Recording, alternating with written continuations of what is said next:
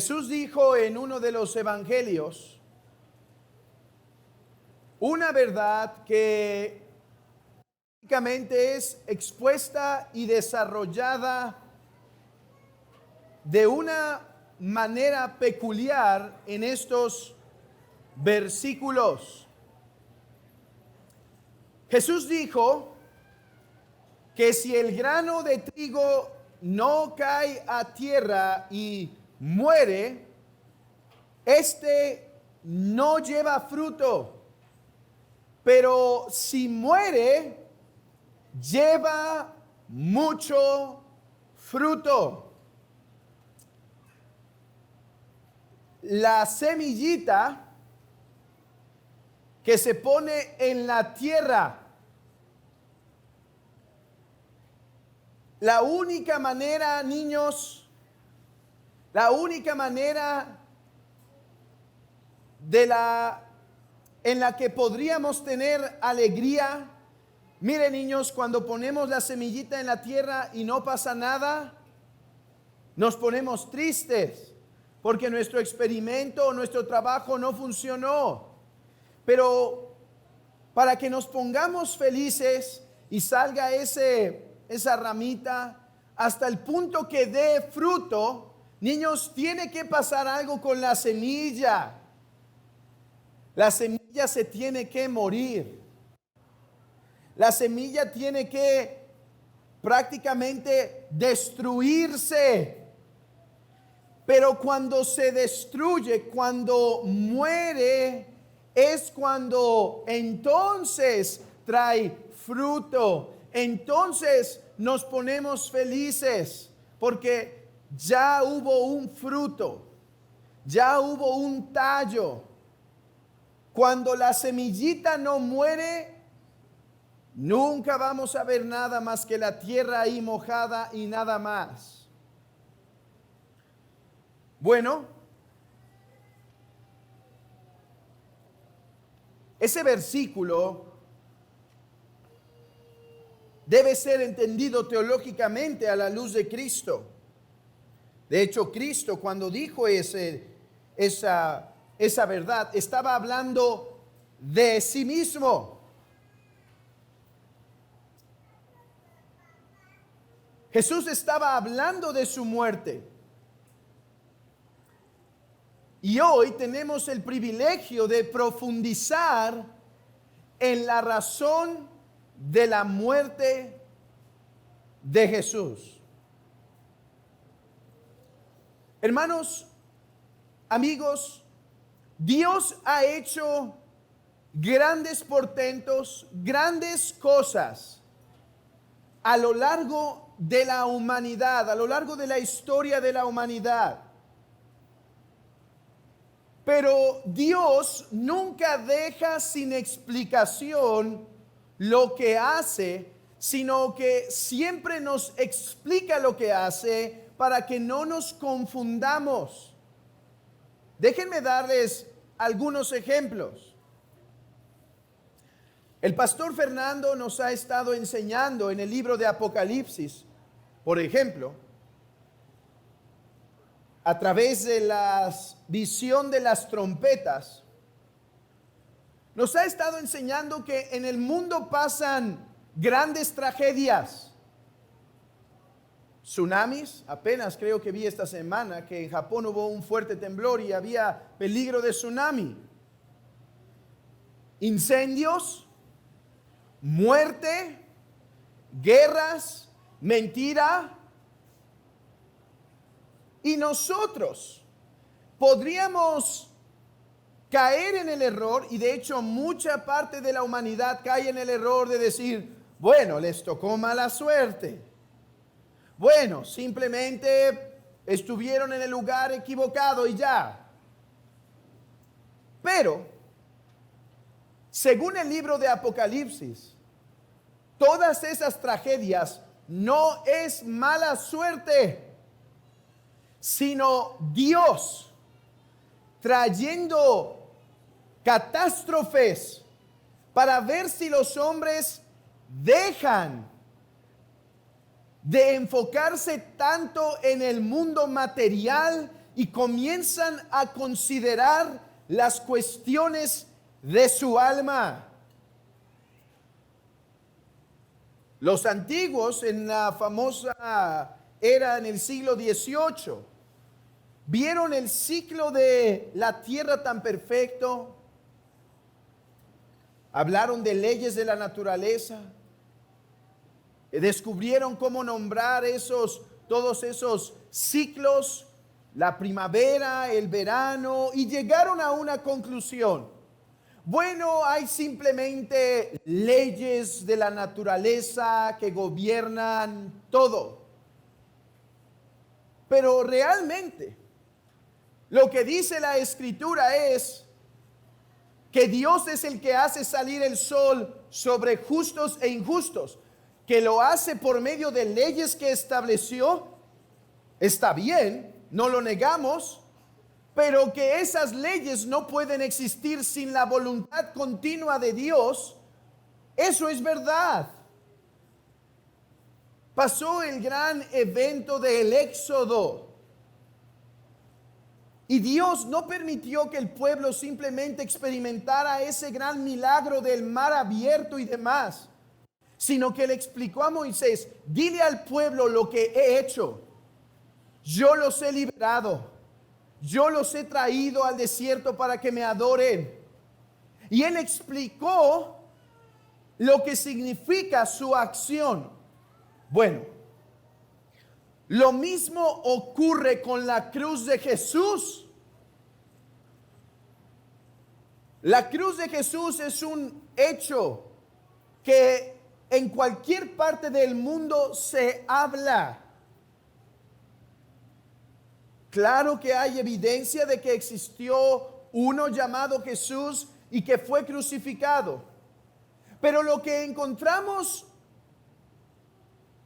en los diferentes lugares es que cada uno interpreta esa cruz como se le antoja. Es más, aquí puede haber presentes personas que interpretan la cruz como ellos creen que debe ser. Por ejemplo, no, la cruz simplemente es la muestra, la evidencia de uno que muere por sus ideales. No, la cruz es un sinónimo de revolución. La cruz es un sinónimo simplemente de lo mal que está la humanidad. Dios nos explica por qué la cruz, para qué la cruz, con qué propósito la cruz. Y Hebreos 9, 15 al 22 lo hace.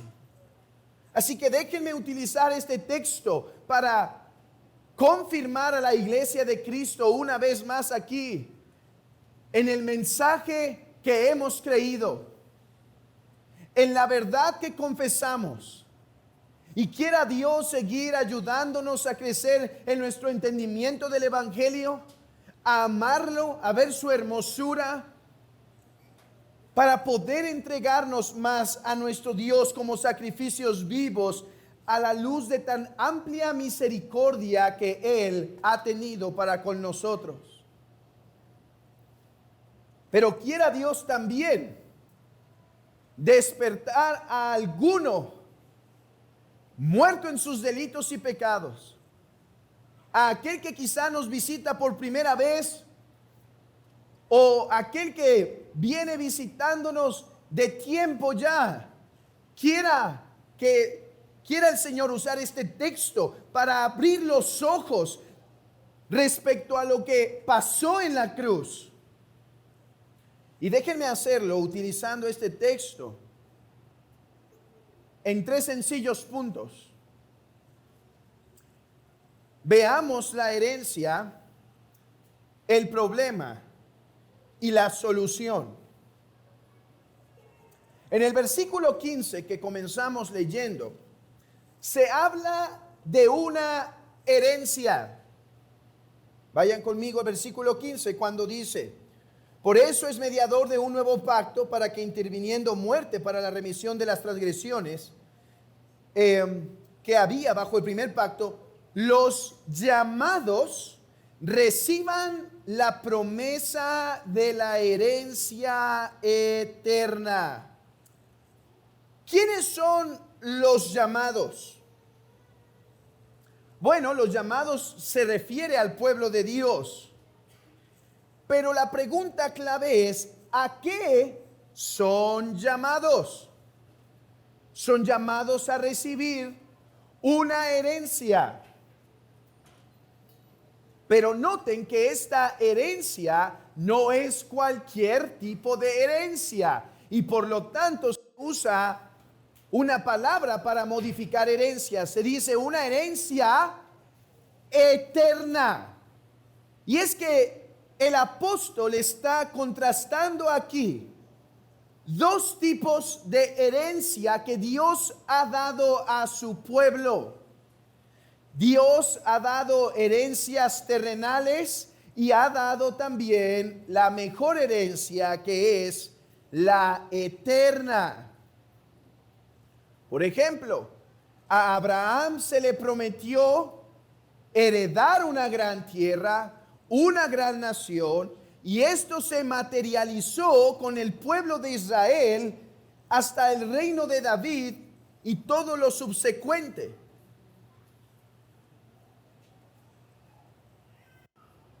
Pero ahora Dios está hablando de una herencia mejor.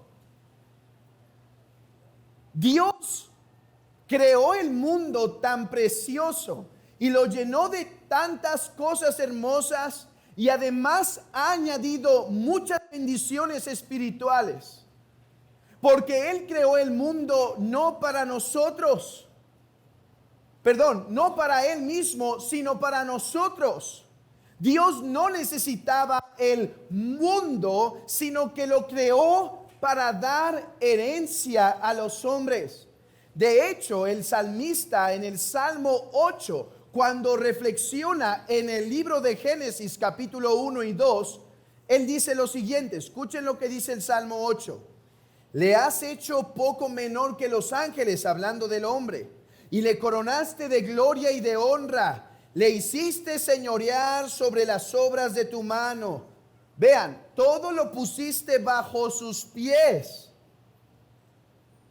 Dios, siendo un Dios satisfecho, entonces puede crear para dar a otros. Dios es magnánimo. Dios es benevolente. Dios es uno que se complace en dar. Uno que es libre para dar. Pero la herencia que Dios había preparado para el hombre fue rechazada por éste. Porque la herencia, cuando Adán pecó, fue repudiada. Adán no quiso recibir la herencia. Pero siendo Dios tan bondadoso, se complació en renovar esas promesas, en renovar esa herencia. Y lo hizo con el pueblo de Israel. Si ustedes leen el libro de Deuteronomio, se habla de muchas bendiciones: prosperidad, seguridad, estabilidad, tierra, frutos, hijos, nietos. Pero principalmente Dios con ellos, Dios manifestándose a su pueblo. Así también en nuestros días, a los llamados Dios ha prometido una gran herencia, la cual, vayan brevemente al apóstol Pedro para que veamos cómo se caracteriza. Primera de Pedro, capítulo 1, Versículo 3, veamos un poquito de esta herencia aquí.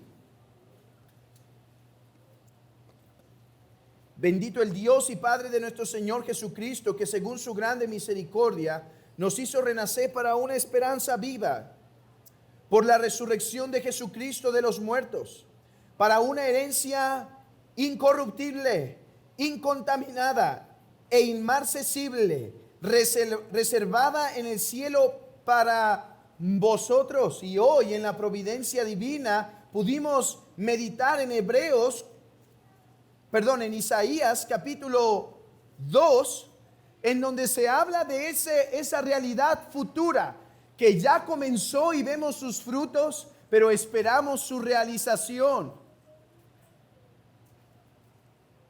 Esta es la gran bondad de Dios. El querer bendecir a la humanidad, sí, con gran cantidad de cosas buenas, como tierra y posesiones en el antiguo pacto, pero principalmente con su perdón, con su presencia para su pueblo, con un acercamiento a Él, con una contemplación de su majestad, con esa gran herencia que se habla en el libro de Apocalipsis, en donde lo veremos a Él, y el gran gozo de nuestra alma será cumplido, será satisfecho, donde ya no habrá más dolor y llanto, más angustia. Qué grande herencia ha prometido Dios a los llamados, a su pueblo. No obstante, hay un problema. Hay una herencia, pero hay un problema. El problema no está en el que nos da la herencia, no es que cambió de opinión. El problema no está en la herencia. Esta no se corrompe, no puede ser hurtada, no envejece, no se empieza a carcomer. ¿En quién está el problema? El problema está en los herederos, los llamados. Porque así como el primer hombre se apartó de la herencia en su rebelión,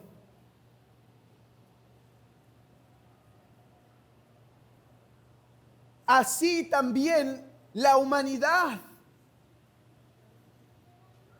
Ahora Dios llamó a Abraham y le dijo: te voy a hacer heredero.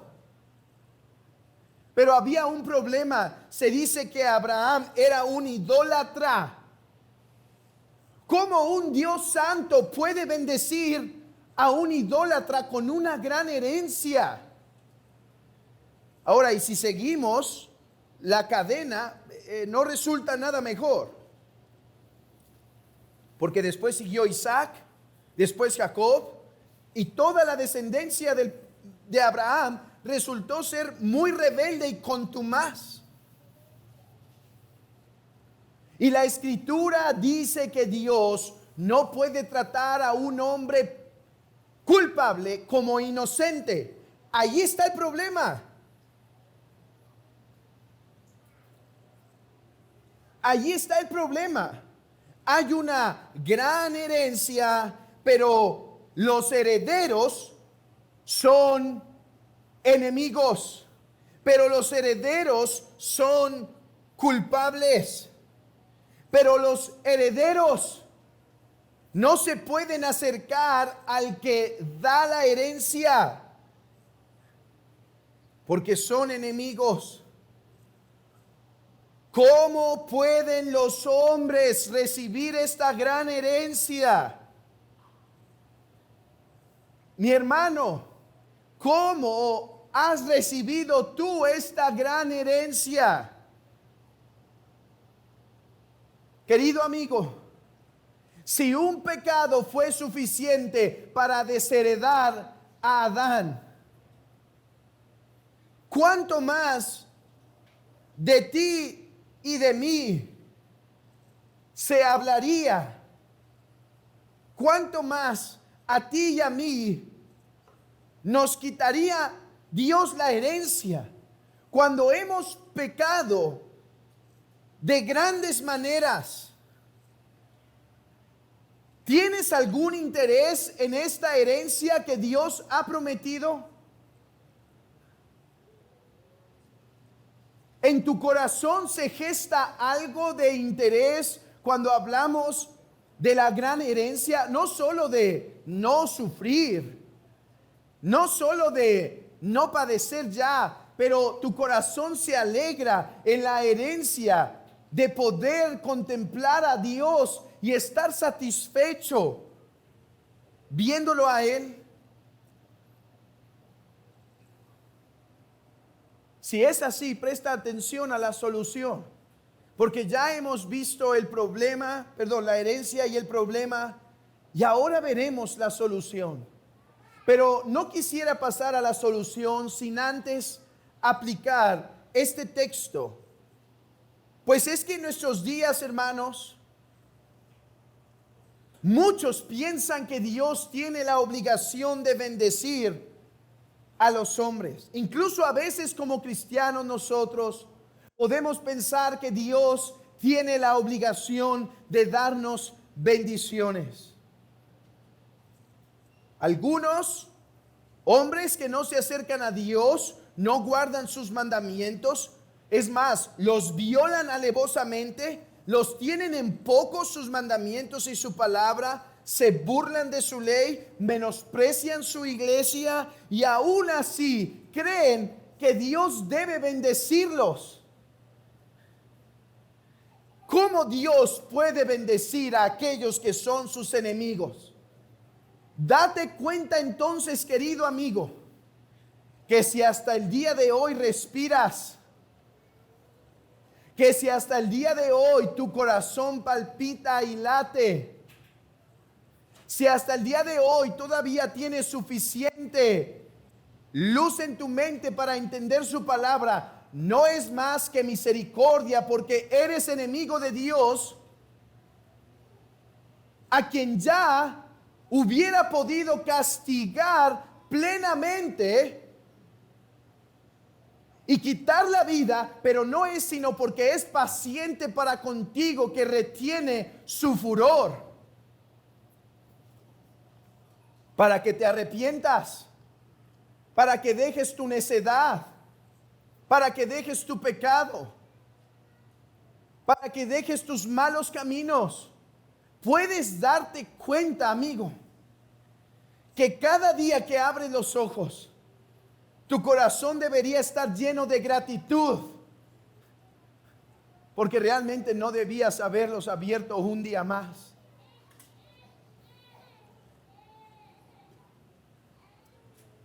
No malentendamos. Sí, Dios es bueno y Él se complace en bendecir y dar, pero Él no tiene ninguna obligación para contigo, que eres su enemigo.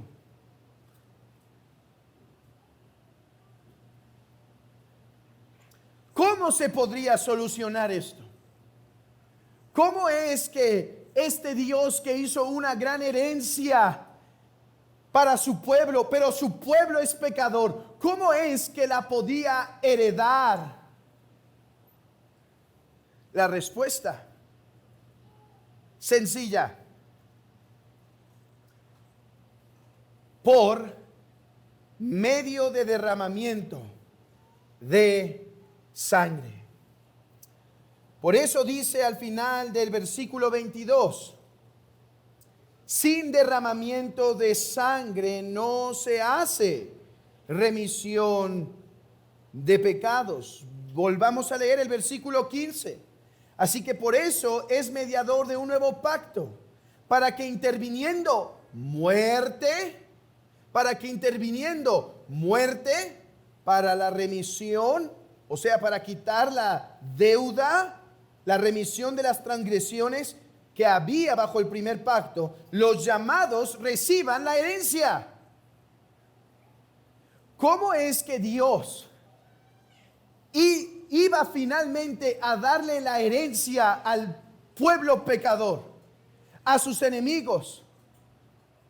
Por medio de muerte. Por medio de muerte, por medio de sangre particularmente. Por medio de sangre particularmente. ¿Por qué? ¿Por qué por sangre? Porque la vida está en la sangre.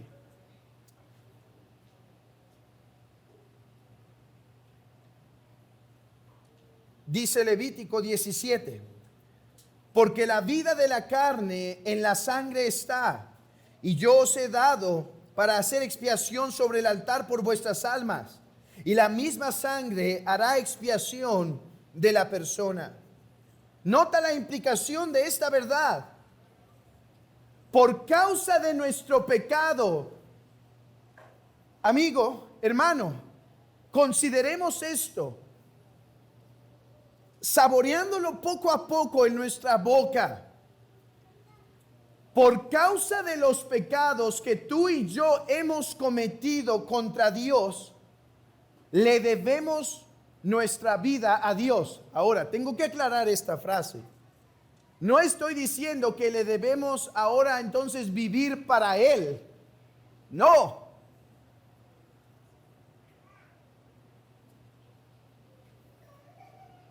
Le debes, por causa del pecado, entregar tu vida en el más literal de los sentidos.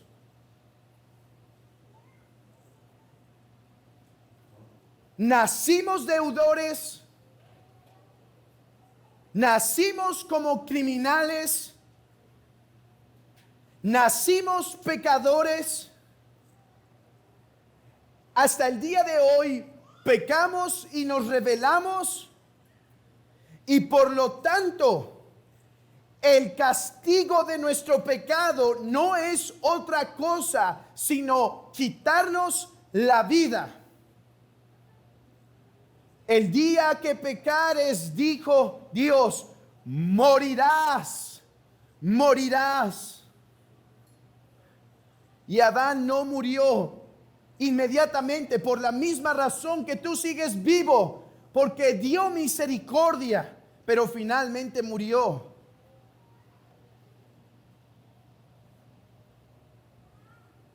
Los hombres tenemos en general una pobre idea del pecado, y por lo tanto lo que he dicho puede sonar exagerado y hasta molesto para algunos. Me estás diciendo que la consecuencia de mi pecado es que Dios me quite la vida y se aparte de mí para siempre, y que su rostro que da paz y consuelo yo no lo mire nunca más. Sí. Esto no es algo que naturalmente algún hombre pensó o se le ocurrió.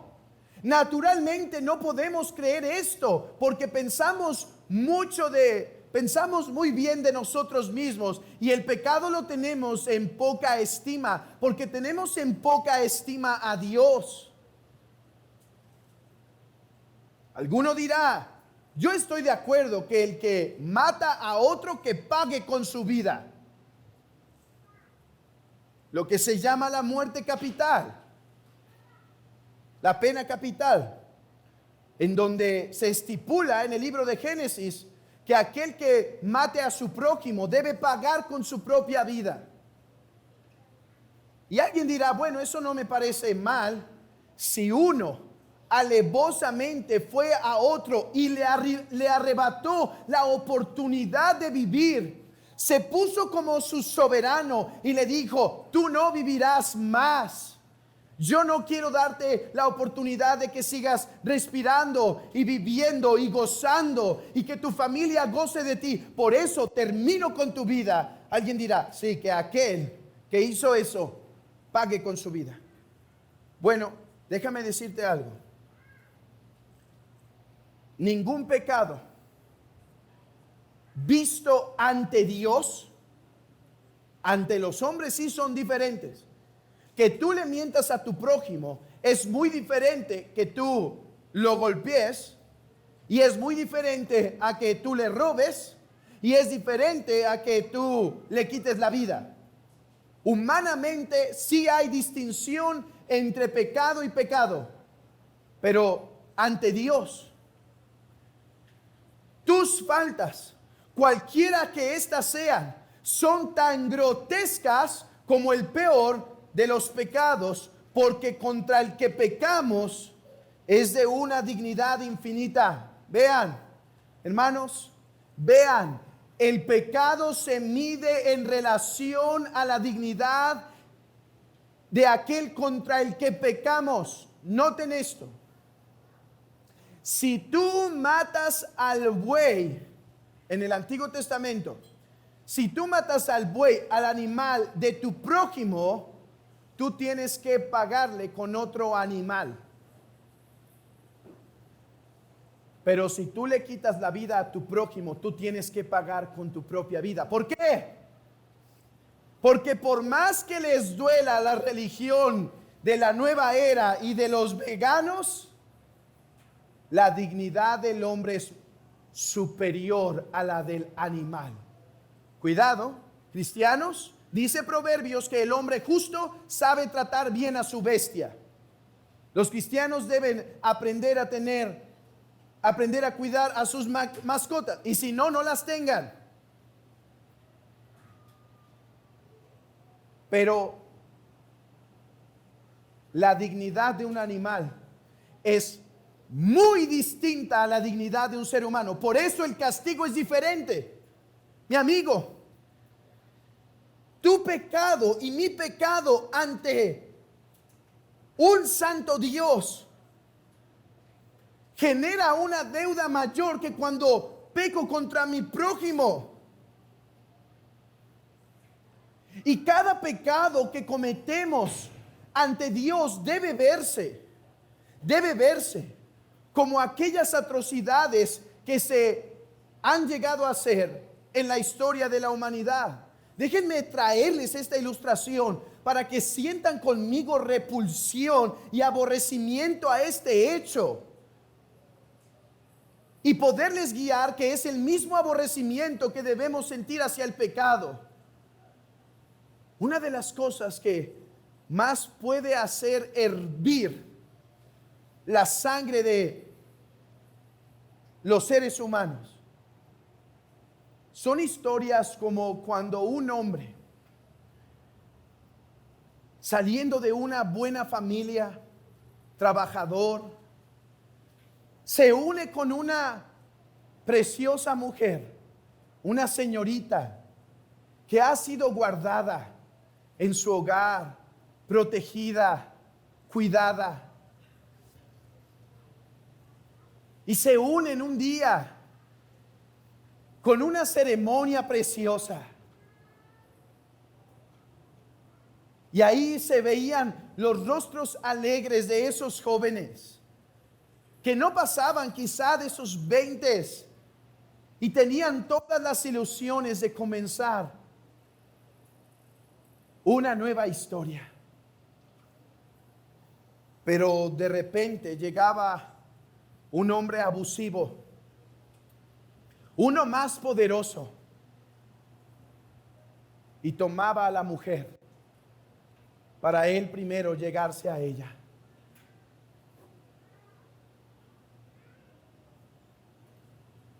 E incluso haciéndola concebir. Y regresándola lastimada y herida a su marido.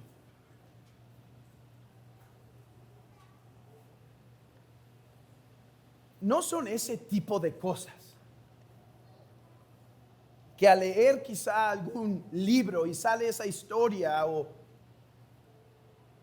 o enterarse de eso, uno hubiese querido estar ahí para poder evitar ese abuso?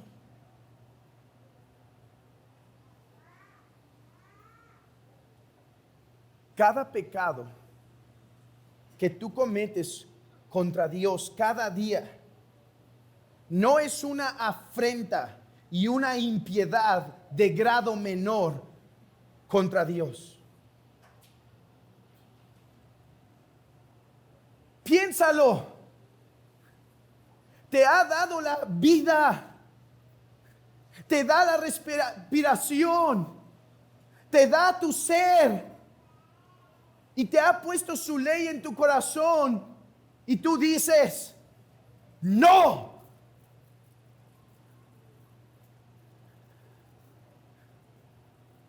Voy a seguir haciendo con mi vida lo mismo que ese hombre hizo con esa mujer.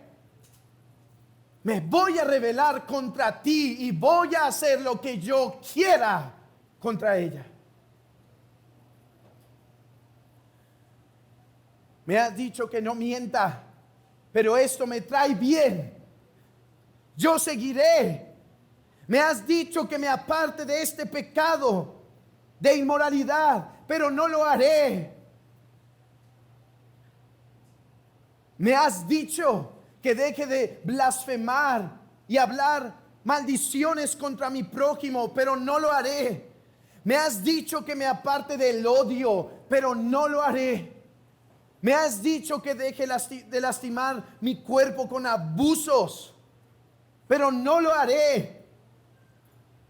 Cada día que decides caminar en tu pecado, no eres diferente a ese hombre que entra para hacer con esa mujer su voluntad.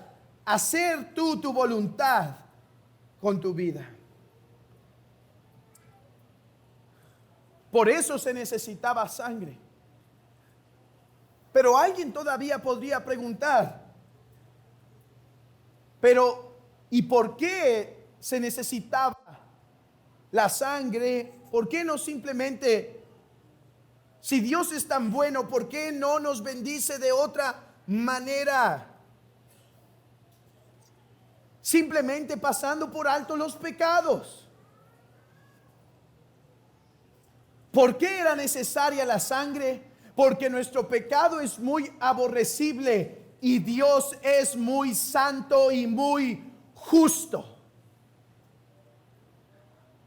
Dios es muy santo y muy justo y Él es inmutable y Él no se puede negar a sí mismo y Él no puede cubrir su ojo. De hecho dice que Él aborrece al hombre que considera como inocente al culpable. Su alma lo detesta.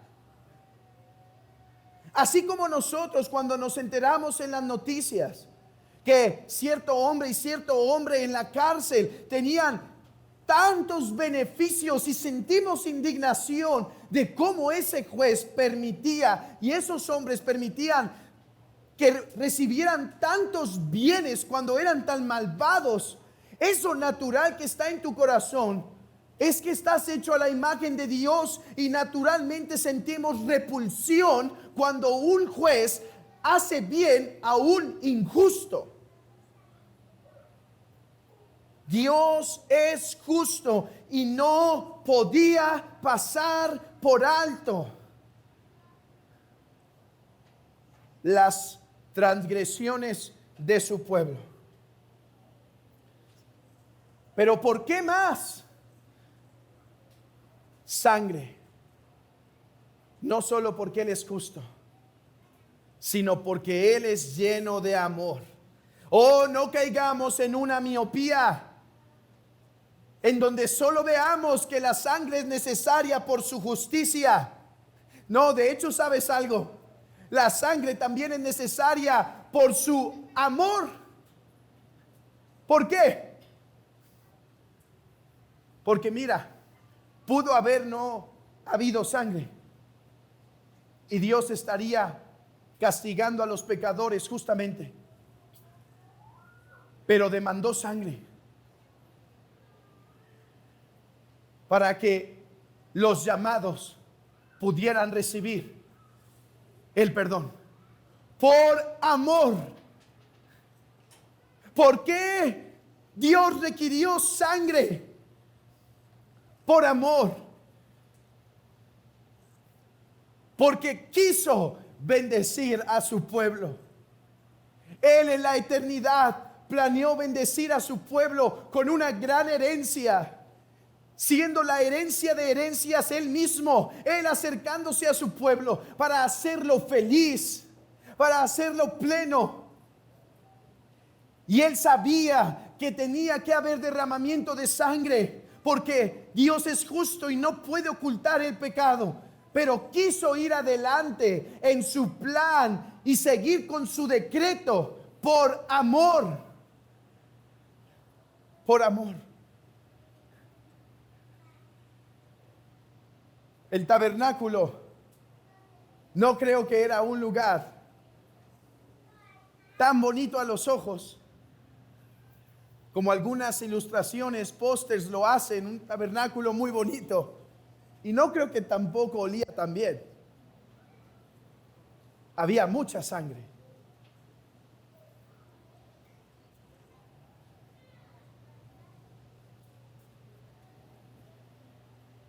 Y cada que el pueblo veía sangre, el pueblo recordaba: Jehová es santo. ¿Recuerdan la placa de los sacerdotes? Santidad a Jehová. Pero cada que veían sangre, su pueblo veía amor. Dios no les ha dado a los cananeos un sistema en donde abunda la sangre. Ellos no ven la justicia de Dios, la ignoran, pero tampoco su amor. Hay sangre porque hay amor.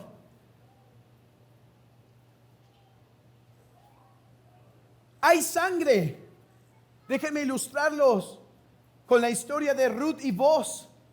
Hay sangre porque Dios iba a quitar lo que estorbaba para bendecir. Allí estaba Boaz, dispuesto a tomar a esta mujer, a Ruth y a su suegra. Yo les haré bien. Yo tengo una herencia para ustedes. Conmigo no les faltará nada. Pero hay una barrera. La ley dice que yo no puedo acercarme directo. Ven, Ruth, voy a quitar la pared intermedia que me estorba de bendecirte, porque la ley no lo permite. ¿Y qué fue lo que movió a Boaz? Sino amor. El otro dijo: mira, tienes a esta mujer, te corresponde. Ah, muy bien, excelente. Bueno, pero es viuda y viene con su suegra. No, quédatela tú.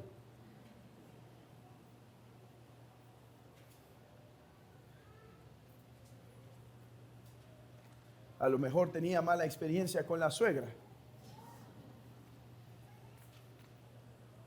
Vos dijo: ya no hay impedimento. Ya no hay impedimento. Ven, te voy a bendecir. Hubo sangre en el Calvario. El madero chorreaba a gotas, porque Cristo su vida daba por su pueblo, quitando así la barrera que estorbaba para bendecir a los llamados. El autor da 2 ejemplos de esto y vamos a revisarlos brevemente. De hecho, son 2 textos que a veces causan confusión en la mayoría, y ahora espero que los puedan entender fácilmente a la luz de este contexto. Versículo 16 y 17. Porque donde hay testamento es necesario que intervenga muerte del testador, porque el testamento con la muerte se confirma, pues no es válido entre tanto que el testador vive. Ahora va a dar dos ejemplos el autor para demostrar que ya se nos ha instruido de que cuando hay una herencia es necesario que pase la muerte para heredar. A ver, no me voy a meter aquí con unos detallitos y precisiones, pero deben saber simplemente esto de manera general. El autor, como un buen orador, está jugando con el significado de las palabras. ¿Por qué? Porque la palabra que está usando por testamento es una palabra que también se usa para hablar de pacto. Y estos están relacionados, pero no son lo mismo. Entonces, el autor está traduciendo una palabra hebrea que significa pacto. La palabra hebrea se llama berit, así, ténganlo en mente así, no más, berit. Y cuando el autor traduce esa palabra al griego, usa la palabra griega diatheke, como dique quizá, como dique diatheke. Y cuando usa la usa así, está hablando del pacto. ¿Qué es un pacto? Una promesa que Dios hace de bendecir a alguien. O sea, la herencia de la que estamos hablando. Pero en griego, no en hebreo, pero sí en griego, la palabra diatheke tiene otro significado. Ustedes saben que una palabra puede tener más de un significado. ¿Y cuál es esa palabra? Bueno, ¿cuál es ese significado? Lo que nosotros hoy entendemos por testamento. ¿Qué es un testamento? Una voluntad que se deja, que se cumple una vez que el que heredó muere. Bueno, el autor está jugando con el significado de las palabras aquí. Y está diciendo, a ver, no les debe parecer tan extraño esto. Dios prometió una herencia. Y ustedes saben que para que la herencia llegue a cumplimiento, es necesario que ocurra la muerte del que lo prometió. Eso es lo que está diciendo. Segundo ejemplo, versículo 18 al 22. De donde ni aún el primer pacto fue instituido sin sangre, porque habiendo anunciado Moisés todos los mandamientos de la ley a todo el pueblo, tomó la sangre de los becerros y de los machos cabríos con agua, lana, escarlata y hisopo, y roció el mismo libro y también a todo el pueblo diciendo, esta es la sangre del pacto que Dios ha mandado, y además de esto roció también con la sangre del tabernáculo y todos los vasos del ministerio, y casi todo es purificado según la ley con sangre, y sin derramamiento de sangre no hay remisión de pecados. Ahora el autor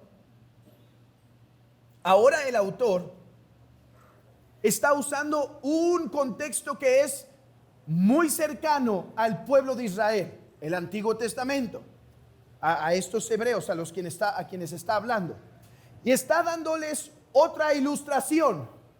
A ver, ya no podemos ir ahí, pero cuando Moisés sube para recibir las tablas y una vez que baja lee los mandamientos al pueblo, el pueblo dice, sí, así haremos. Entonces Moisés del animal sacrificado agarra sangre y la rocía sobre el pueblo, porque Dios no podía acercarse a esa nación sin derramamiento de sangre.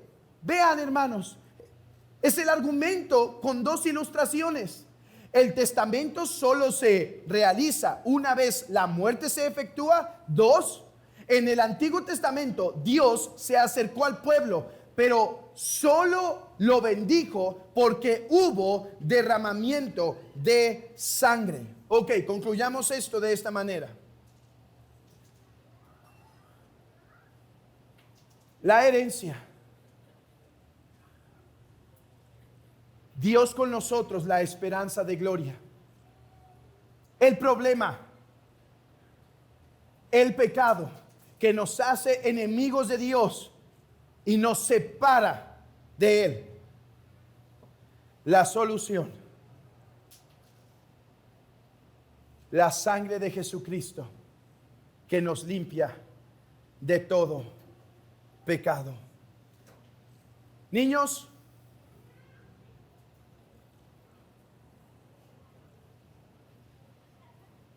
En el día de la liberación del pueblo de Israel de la opresión de Egipto, Dios tenía grandes planes para los llamados para Israel. Una, te voy a liberar de la opresión de Faraón. Dos, te voy a proteger en el camino. Tres, te voy a dar una tierra. Te voy a dar frutos. Por fin van a estar estables y no como nómadas. Niños, esa gran herencia prometió Dios a Israel. Y para esto iba a venir un juicio. Un juicio. Dios iba a traer un castigo horrible sobre Egipto. ¿Cuál? Los primogénitos iban a morir. Todos los primogénitos iban a morir. Aquella noche, niños, aquella noche, el pueblo de Israel no se podía ir a dormir después de terminar sus labores. Aquella noche tenía que haber derramamiento de sangre.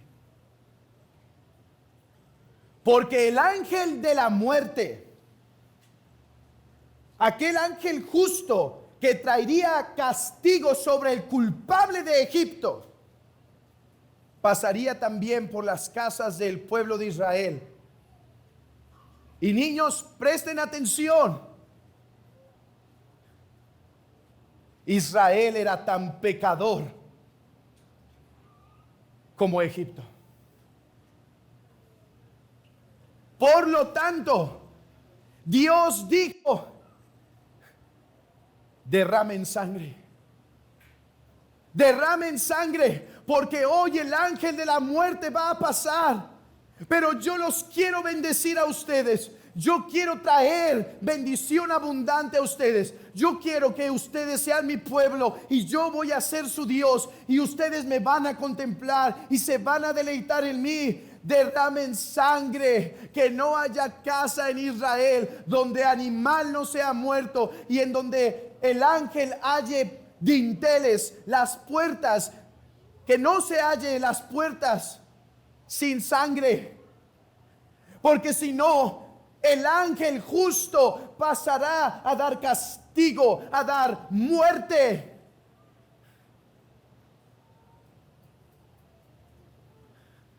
Pero yo los quiero bendecir. Aquel día hubo derramamiento de sangre para Dios poder bendecir a su pueblo. Oh, profundidad de las riquezas, de la sabiduría y de la ciencia de Dios. Cuán insondables son sus juicios e inescrutables sus caminos. Cuán ancho es el amor de Dios. Cuán alto es, cuán profundo es, que siendo nosotros pecadores, Cristo, para quitar aquello que nos hacía enemigos de Dios, derramó su vida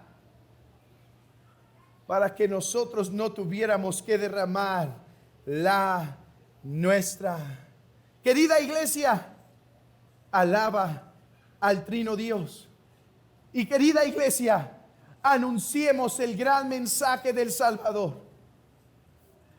Que no pase semana tras semana o día tras día en donde no anunciemos el gran mensaje de salvación.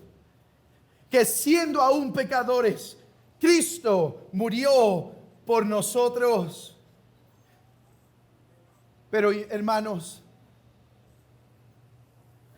el catecismo de Heidelberg está estructurado de una manera muy adecuada. Miseria, redención, gratitud. El catecismo empieza hablando de nuestro pecado, de la gran redención y de la respuesta que deberíamos tener. No puedo acabar este sermón habiendo hablado de nuestra miseria, de la gran redención, sin aplicar esto y llamarte a vive en gratitud. ¿Te parece mucho sacrificio, hermano, entregarte a Cristo con todo tu corazón? ¿Te parece muy pesado esforzarte por honrarle, por agradarle en tu matrimonio, por morir a ti mismo, por educar a tus hijos en el Señor, por predicarle la palabra? ¿Se te hace muy difícil dar lo que amas, entregar tu vida, de tus bienes, tu tiempo, tu descanso para el Señor? ¿Se te hace muy difícil guardar un día para Él entre 7? ¿Se te hace muy difícil llamarte esclavo de aquel que te compró con su sangre? ¿Se te hace una exageración vivir en santidad, morir a tu pecado para honrarle? Hermanos, somos deudores, pero no a la carne, como para que sigamos viviendo en pecado, sino somos deudores de Cristo para vivir para Él. Querido amigo, ¿aborreces tu pecado? ¿Temes a este santo Dios que no tomará por inocente al culpable? Cree en el Señor Jesucristo, porque su sangre te limpia de todo pecado. No digas, pero ya a muchos ha salvado. Niños, no digan, pero aquella sangre de los corderos solo alcanzaba para unas cuantas puertas, quizá no alcanza para mí. Oh no, es que la sangre de aquel que murió en el madero es la sangre del eterno, digno Dios hombre, que alcanza a cubrir a todo pecador. Y por más oscuro que esté esa puerta de corazón, su sangre es tan brillante, su sangre es tan carmesí, que con solo una brochada te limpia de todo pecado. Cree en el Señor Jesucristo y serás salvo. Iglesia, alaba a tu Salvador. Oremos.